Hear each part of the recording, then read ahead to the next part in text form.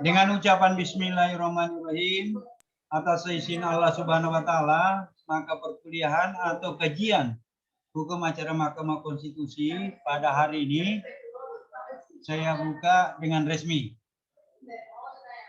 Untuk Ananda peserta mata kuliah ini saya ucapkan terima kasih atas partisipasi yang ada. Semoga dalam pelaksanaan ini bisa berhasil dengan bagus. Yang saya harapkan kepada Ananda untuk perkuliahan selanjutnya, marilah kita mencoba membagi sesuatu hal yang menurut pengalaman kita, menurut pengalaman Ananda, dan menurut pengalaman saya yang bisa saya dapatkan baik secara langsung dalam hal pendidikan formal maupun pendidikan non formal. Hal yang kedua adalah tentunya materi tentang hukum acara Mahkamah Konstitusi ini Ananda bisa lihat dan Ananda bisa pelajari sehingga Ananda paham, ya. Ananda paham tentang bagaimana kedudukan Mahkamah Konstitusi dalam konteks kekuasaan kehakiman di negara kesatuan Republik Indonesia, ya kan? Nih. Sebelum masuk kepada materi bagaimana sebenarnya Mahkamah Konstitusi, tentunya kita lihat bahwa hukum acara Mahkamah Konstitusi dalam konteks penyajian kuliah di Fakultas Hukum UMI, khususnya prodi ilmu hukum itu, ada beberapa hal yang harus Ananda pahami. Yang pertama adalah Mahkamah Konstitusi dalam proses acara yang ada tentu berbeda dengan proses beracara yang sifatnya di peradilan umum. Karena ada peradilan tersendiri dan ada kode etik yang diatur di dalam peraturan Mahkamah Konstitusi. Dan yang kedua yang Ananda harus pahami adalah bagaimana sih kedudukan lembaga Mahkamah Konstitusi dalam konteks bangunan negara kita, khususnya kekuasaan kehakiman yang ada di Indonesia. Hal yang ketiga Ananda harus pahami adalah sejauh mana kita bisa memahami aspek hukum formal dan material yang ada. Yang keempat adalah kita fokus mengkaji mengenai kelembagaan negara dalam konteks bernegara di negara kesatuan Republik Indonesia. Dan yang terakhir spesifik kita membahas mengenai kekuasaan kehakiman. Tentunya kita harus mengacu dan bersandar terhadap penafsiran yang ada di klausul hukum dasar negara kita atau undang-undang dasar negara kita, yaitu Undang-Undang Dasar Negara Republik Indonesia. Ya. Ini selanjutnya yang saya harapkan kepada Ananda, mindset kita, pikiran kita harus awali. Apakah di negara kesatuan Republik Indonesia kita memang berdasar atas hukum, kita adalah negara konstitusi, atau dalam konsep dan teori kekuasaan negara kita masuk kepada apakah kita mengadop pemisahan kekuasaan yang dalam bahasa keseharian selalu di banyak referensi disebut sebagai separation of power. Dan yang kedua, apakah kita menganut konsep distribution of power atau pembagian kekuasaan yang ada. Ya. Kita kaji dan kita melihat secara sepintas bagaimana kekuasaan lembaga negara yang ada di Indonesia.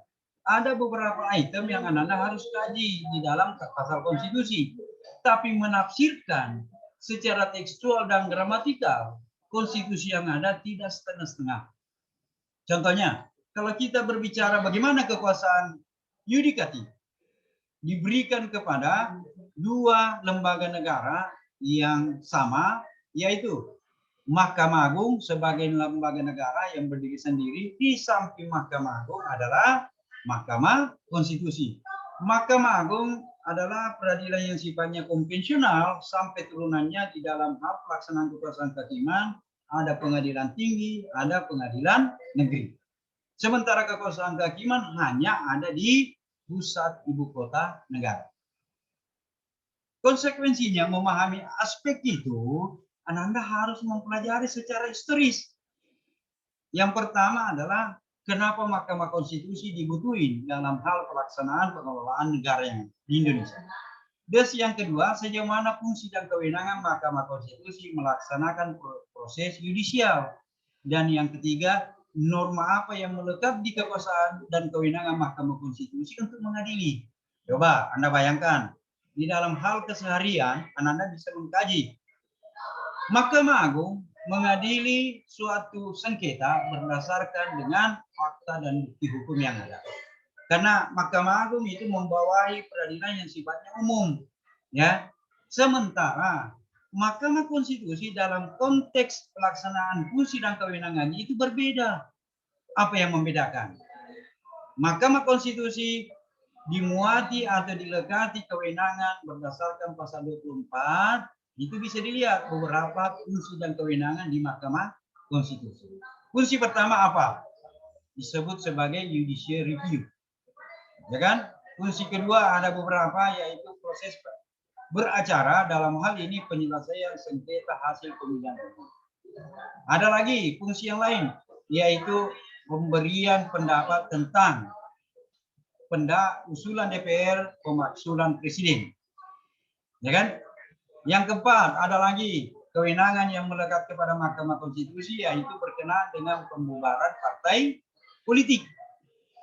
Yang kelima, ada lagi kewenangan yang melekat di Mahkamah Konstitusi sebagai institusi peradilan, yaitu penyelesaian sengketa kewenangan lembaga negara.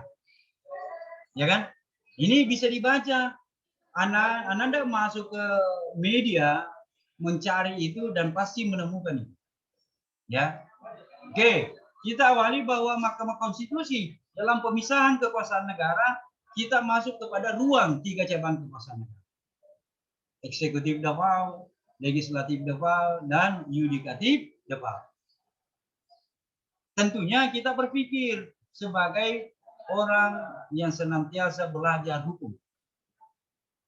Yang mana dimaksud kekuasaan eksekutif, yang mana dimaksud kekuasaan legislatif, tentunya yang mana dimaksud kekuasaan yudikatif.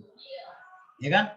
Dan turunannya nanti setelah kita mengkaji itu, pasti kita ketemu ada organ negara dalam pengelolaan negara dan pelaksanaan pemerintahan. Untuk melihat sejauh mana kekuasaan dan kewenangan organ negara itu, kita harus masuk kepada turunannya nanti adalah sumber kewenangan lembaga negara. Ya kan? Ada lembaga negara yang tidak langsung diberikan kekuasaan oleh konstitusi. Itu yang disebut sebagai lembaga negara yang mendapatkan kekuasaan dalam konteks delegation of power, delegation tulisannya. Dan ada lembaga negara yang memang perintah konstitusi untuk mengadakan dan membentuk lembaga negara. Yang mana? Ada lembaga kepresidenan, ada lembaga parlemen. Lembaga parlemen itu ada beberapa. Satunya umpamanya Majelis Permusyawaratan Rakyat masuk sebagai kekuasaan lembaga parlemen, atau dalam keseharian kita sebut kekuasaan legislatif.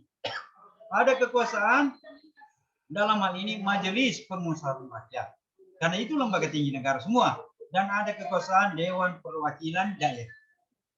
Terus di mana letaknya kekuasaan kehakiman yang dilekatkan kepada Mahkamah Konstitusi? Kita mengkaji dan fokus kepada yang pertama. Anda harus tahu pasal 1 ayat 1 sejauh mana penafsiran dalam konteks bernegara. Contohnya, pasal 1 ayat 1, Indonesia adalah negara kesatuan yang berbentuk republik. Itu konstitusi kita secara limitatif mengatur tentang itu. Terus yang kedua, pasal 1 ayat 2. Kedaulatan ada di tangan rakyat dan dilaksanakan menurut Undang-Undang Dasar. Yang ketiga, Indonesia adalah negara hukum. Kalau kita menelisik ke belakang secara historis, Undang-Undang Dasar sebelum amandemen secara tekstual tidak memasukkan klausul yang disebut sebagai sama dengan pasal 1 ayat 3. Indonesia adalah negara hukum. Kenapa bisa? Inilah sarana bagi kaum reformis pada tahun 1998 sampai 2000 melaksanakan amandemen untuk menata kembali bagaimana reformasi ketatanegaraan baik dalam struktur kenegaraan maupun implementasi fungsi dan kewenangan yang benar. Salah satu contoh, Mahkamah Konstitusi lahir dalam konteks pelaksanaan reformasi di negara kesatuan Republik Indonesia. Sebelum amandemen konstitusi kan tidak pernah kita dengar bahwa kekuasaan kehakiman itu ada disebut di sampingnya adalah kekuasaan Mahkamah Konstitusi. Yang kita tahu dulu adalah pemegang tunggal kekuasaan kehakiman hanya di Mahkamah Agung. Inilah yang dibutuhkan penafsiran itu, keberadaan dan keperluannya kita dalam negara ini dibentuk namanya Mahkamah Konstitusi. Awal dari perdebatan yang muncul suasana kebatinan pada saat reformasi itu menghendaki bahwa banyak peraturan perundang-undang yang berlaku positif hanya menjadi ikon. Secara formal dia berlaku positif karena dia adalah undang-undang, produk peraturan perundang-undangan yang diterbitkan secara sah oleh lembaga yang berwenang. Yang mana berwenang? Antara Presiden bersama dengan DPR. Tapi keberlakuan di tengah masyarakat tidak ditaati, tidak dipatuhi, hanya sebagai simbol. Sementara ada beberapa peraturan yang dalam konteks pelaksanaannya mencederai sisi keadilan.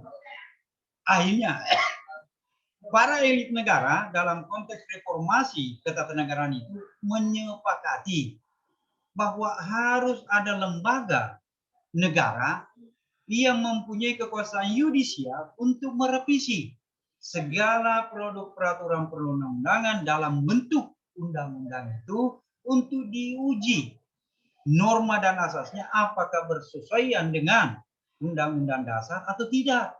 Kalau tidak bersesuaian, maka undang-undang yang diberlakukan secara positif sebagai produk hukum yang berlaku dan diterbitkan secara formal oleh lembaga negara yang berwenang, maka itu bisa dilakukan perubahan.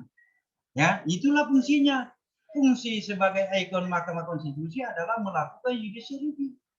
Ya, menguji undang-undang, norma suatu undang-undang, asas suatu undang-undang, nilai keadilan suatu undang-undang terhadap pemaknaan hukum dasar negara kita yang selalu disebut konstitusi kita, yang selalu disebut undang-undang dasar. Ini banyak implementasi semenjak lahirnya terbentuknya Mahkamah Konstitusi itu diperhadapkan. Tapi dalam perjalanan keberadaan Mahkamah Konstitusi memberikan cas bahwa dalam hal ini dielaborasi kewenangan Mahkamah Konstitusi. Ini menjadi perdebatan. Salah satu contoh kewenangan Mahkamah Konstitusi yang diperdebatkan dulu adalah apakah Mahkamah Konstitusi mempunyai kekuasaan dan kewenangan dalam hal menyelesaikan sengketa hasil pelaksanaan pilkada. Karena ada dua pendapat yang secara dikotomis dipahami oleh masyarakat bahwa pilkada itu masuk rezim eksekutif, bukan rezim pemilu. Sementara secara tekstual Mahkamah Konstitusi hanya mempunyai kewenangan untuk menyelesaikan sengketa terhadap perselisihan hasil pelaksanaan pemilu. Ini merupakan pemahaman awal kepada Anda untuk memahami bahwa di dalam hal keberadaan Mahkamah Konstitusi, maka yang harus dipahami ada beberapa hal mendasar sebelum masuk kepada ruang pemahaman Mahkamah Konstitusi secara detail.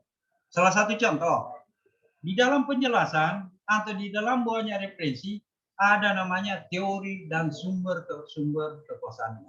Salah satunya penafsirannya adalah seorang presiden yang menduduki jabatan atau sebagai pemangku jabatan di lembaga kepresidenan sejauh mana kekuasaan dan kewenangan yang melekat berdasarkan perintah dan amanat konstitusi. Ananda secara tidak langsung ini harus memahami lebih awal dulu teori sumber kewenangan atau kekuasaan lembaga ini. Itu tadi yang saya jelasin, teori atribusi, teori delegasi, dan teori mandat. Ya, kalau berkenaan dengan teori atribusi mengindikasikan bahwa berbicara persoalan kekuasaan dan kewenangan suatu lembaga negara, kalau menjadi perintah amanat dari konstitusi atau undang-undang dasar kita, itulah bahwa lembaga negara itu memperoleh sumber dan kekuasaannya dari sisi penerapan teori atribusi. Ya kan? Contoh, Jangan memandang sepele bahwa organ negara yang disebut sebagai gubernur, bupati, dan wali kota itu dinafikan bahwa kekuasaannya lemah. Padahal kekuasaan daripada organ negara itu yaitu organ negara gubernur kepala daerah, bupati kepala daerah, dan wali kota sebagai kepala yang mewakili suatu daerah otonomi itu mempunyai kewenangan sisi atribusi, ya kan? Bagaimana melihat? Coba Ananda mengkaji dan melihat, menelisik pasal-pasal konstitusi. Pasal 18 bisa dilihat secara langsung, ya kan? Ada disebut di situ bahwa setiap daerah akan dibentuk pemerintah daerah bersama dengan kepala daerah, dan di sampingnya itu ada DPRD. Jadi nanti menarik pada saat session mengenai bagaimana mengkaji organ negara, Ananda jelas bahwa organ-organ negara yang diberikan kekuasaan dan kewenangan langsung oleh konstitusi itu merupakan implementasi dari teori atribusi kekuasaan. Dan ada juga lembaga negara yang dibentuk oleh pemerintah kita atau negara kita, tapi tidak langsung diberikan kekuasaan oleh konstitusi atau tidak diperintahkan oleh konstitusi. Salah satu contoh, Mahkamah Konstitusi mendapatkan kekuasaan dan kewenangannya berdasarkan atribusi. Sumber kekuasaannya langsung diperoleh dari konstitusi. Kita lihat di pasal 24, ya kan? Contohnya ada lembaga negara atau ada kekuasaan negara atau ada institusi negara yang tidak diperoleh dari konstitusi. Salah satunya umpamanya ada lembaga negara yang sifatnya umpamanya di konstitusi kita tidak pernah disebut secara tekstual dan gramatikal bahwa harus dibentuk Bank Indonesia. Yang di situ adalah disebut secara penafsiran gramatikal adalah bank sentral. Itulah dimaknai oleh pemerintah bahwa bank sentral itu dibentuklah Bank Indonesia. Begitu juga lembaga-lembaga lain, ada komisi-komisi, tapi keberadaan atau kedudukan hukumnya dihormati sebagai lembaga negara. Ya, Komisi Nasional Hak Asasi Manusia sebagai lembaga tidak diperintahkan oleh konstitusi. Komisi-komisi yang lain juga, ya kan? Jadi dalam hal kekuasaan kehakiman, Ananda harus melihat 3 komponen besar: Mahkamah Agung, Mahkamah Konstitusi, dan Komisi Yudisial. Itulah pemegang kekuasaan kehakiman. Walaupun sumber kewenangannya berbeda dan implementasi kekuasaan dan kewenangannya berbeda, ya, itu sampai kepada titik sumber teori dan sumber kewenangan lembaga-lembaga negara. Kita masuk kepada spesifik kekuasaan kehakiman di negara kesatuan Republik Indonesia. Ini kalau mengkaji ini, Ananda nanti harus fokus bahwa kajian ini dalam konstitusi kita, khususnya pasal 1 ayat 3 masuk kepada pasal 24. Itu diterangkan di situ, ditafsirkan bahwa ada di situ adalah kekuasaan kehakiman. Organ-organ yang ada sebagai pemegang kekuasaan kehakiman dengan jelas terlihat. Pernah buka konstitusi nggak, Nanda? Halo? Muhammad Nur Iksan, pernah buka konstitusi? Ya. Halo? Muhammad Nur Pak. Pernah buka konstitusi? Ini lagi buka, Pak. Belum? Lagi buka ini, Pak. Itu nanti dilihat ya.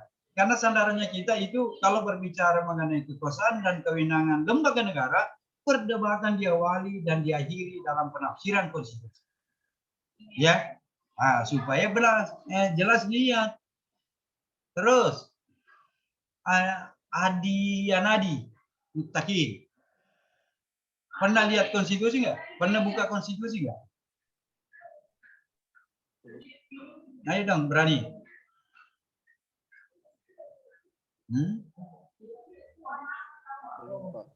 Halo? Jaringannya kurang bagus. Belum. Hasanuddin Rahman ada?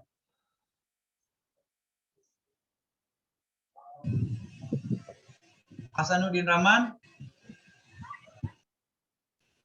Ya, Pak. Ya, coba. Pernah baca-baca konstitusi atau pernah mengkaji konstitusi? Atau undang-undang dasar kita lah. Pernah enggak melihat, membuka-buka itu, apalagi kalau dalam nukilan keseharian kita, kalau kita apologikan bahwa orang Islam itu kitab sucinya adalah Al-Quran. Ya, orang Kristen ada Injil, begitu juga agama-agama lain ada kitab sucinya. Kalau plesetannya, kalau kita mau melihat berfungsi sebagai subjek, pemaknaan daripada dua hal yang melekat sama Anda melahirkan hak dan kewajiban. Kalau begitu dosen juga ada hak dan kewajiban. Pertemuan dua hal ini, hak dan kewajiban antara dosen dan mahasiswa, itu dimaknai bahwa Ananda menjadi mitra dalam proses pelaksanaan perkuliahan. Tanpa Ananda, proses perkuliahan tidak akan bagus. Tanpa dosen juga begitu. Ada satu lagi yang menjadi subjek dalam pelaksanaan perkuliahan, yaitu tenaga kependidikan. Ya. Implementasi dari itu, Ananda harus paham bahwa kalau kewajiban Ananda sudah tertunaikan sebagai mahasiswa, maka saatnya Ananda menuntut hak. Ya kan? Haknya bagaimana? Ananda mendapatkan materi perkuliahan, Ananda mendapatkan pelayanan.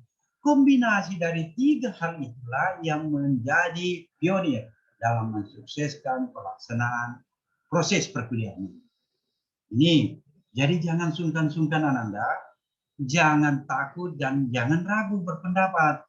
Kalau dosennya membangun suatu metode diskusi, silahkan aktif. Karena interaksi yang terjadi itu, pemahamannya supaya jelas, pengertiannya supaya jelas. Jangan hanya Ananda memahami, mengetahui sesuatu itu hanya sebatas itu. Nah, bagaimana menurut pendapat Muhammad Nur? Ya Pak. Ya, kan harus ada apa ya? Ada combine ya, kombinasi antara kepentingan orang lain dengan kepentingan kita. Bisa satu kan? Ya. Jadi session berikutnya supaya ini jelas semua. Ini Bos Aris. Lagi di mana nih Bos Aris? Aris Asis. File version. Halo Pak, lagi di rumah aja Pak. Di rumah. Mau masuk Kifli? Lagi di mana? Keisha? Keisha? Jadi ada metode begini. Setiap session perkuliahan, sebelum kita laksanakan ada dua hal yang harus Anda pahami dan saya lakukan. Yang pertama tugas saya adalah membuat materi setiap pertemuan dan saya kirim ke Kalam. Ya kan? Narasinya secara gamblang saya ketengahkan secara detail dalam pemberian kuliah di Zoom. Kalau Ananda kurang pahami. Jadi sebelum itu Ananda masuk di Kalam, mendownload itu dan membaca. Kalau ada yang belum dipahami dengan jelas atau ada yang kurang dipahami, Ananda harus mengungkap bahwa ini Pak, saya kurang pahami. Jangan sampai perkuliahan itu berjalan, session itu berjalan, topik itu selesai dikaji, Ananda tidak paham. Ya. Terus yang kedua, Ananda senantiasa bisa berpartisipasi setiap session itu. Kalau umpamanya Pak Muhammad Nur, Hasanuddin, Adian, saya berikan topik berbeda. Ya, masing-masing topik yang berbeda, Pak Sul juga topiknya berbeda, Pak Aris juga topiknya berbeda. Ananda coba membuat suatu resume terhadap materi itu, baru Ananda mengungkapkan hasil pemikirannya. Ya kan? Tugas dan kewajiban saya mengawal tentang itu. Apakah mindset, logika berpikir Ananda atau struktur berpikir Ananda itu sudah bagus atau belum? Ya kan? Tapi semuanya tergantung kepada kemampuan Ananda membaca, dan membaca. Ya kan? Kalau Ananda dalam hal ini implementasikan dalam keseharian kehidupan Ananda selalu membaca, itu sebagai salah satu sarana Ananda melaksanakan tugas sebagai khalifah. Karena di dalam ajaran kita selalu dikatakan Iqra bismi rabbikal ladzi khalaq. Ya kan? Selalu diperintahkan, diamanatkan baca, dan membacalah supaya kamu atau engkau wahai hambaku menjauhi aspek kekufuran. Bagaimana implementasi kekufuran pada saat Ananda tidak mampu memahami, mengetahui sesuatu di bidang ilmu pengetahuan. Ini, apalagi dalam proses Ananda sekarang yang diharapkan sebagai generasi muda, mudah-mudahan ke depan Ananda bisa menjadi generasi muda yang berkualitas.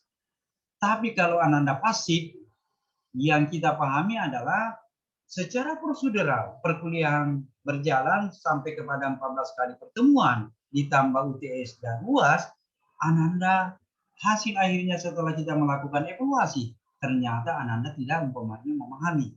Yang rugi Ananda sendiri, hak tidak ditunaikan, yang rugi kami yang melakukan interaksi, yang memberikan materi, walaupun pada dasarnya kita pahami, Ananda paham dan mengerti, tapi hasil akhirnya menentukan evaluasi. Ya kan?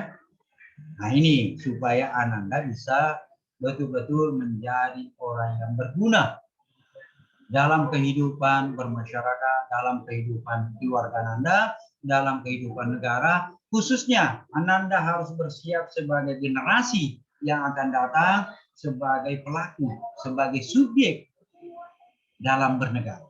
Ya kan? Paham? Sebelum saya close karena waktu kita terbatas, Nanda, ini ada perintah atau ada titipan dari Mr. Sum. Bapak punya waktu 5 menit lagi. Kita harus hormati, paham kan? Oke, sebelum saya close, ada yang mau dipertanyakan untuk Anda? Bahwa kajian. Ayo, Pak. Nah, silakan, Muhammad Nur Iksan. Mau bertanya, Pak, kan ini Mahkamah Konstitusi ada undang-undang tersendirinya tentang biasa diatur dalam pasal 24, Pak, toh? Ya. Bagaimana misalnya kalau ini undang-undang di judicial review, Pak, atau di siapa yang judicial review, Pak? Apakah MK sendiri tentang undang-undangnya atau Mahkamah Agung, Pak, atau? Jadi begini, Nanda.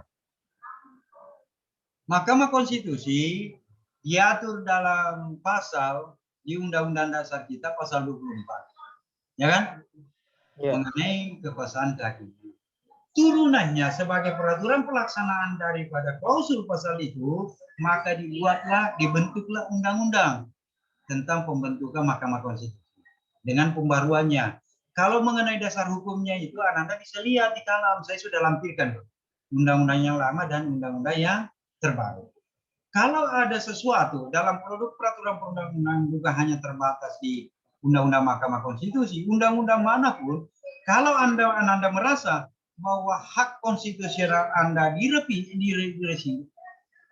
dikurangi, dikesampingkan, maka Anda bisa mengajukan judicial review bahwa norma pasal itu atau asas pasal itu bertentangan dengan konstitusi karena mengurangi hak yang melekat pada saya sebagai hak konstitusional yang dijamin oleh Undang-Undang Dasar. Nah itu. Baik perorangan, perkelompok maupun grup masyarakat maupun dalam suatu institusi, ya kan? Nah itu. Nah inilah nanti, ya nanti ada spesifik kita dalam konteks ini penyajian materi proses beracara dalam konteks judicial review, pengujian undang-undang, ya. Ada lagi ya?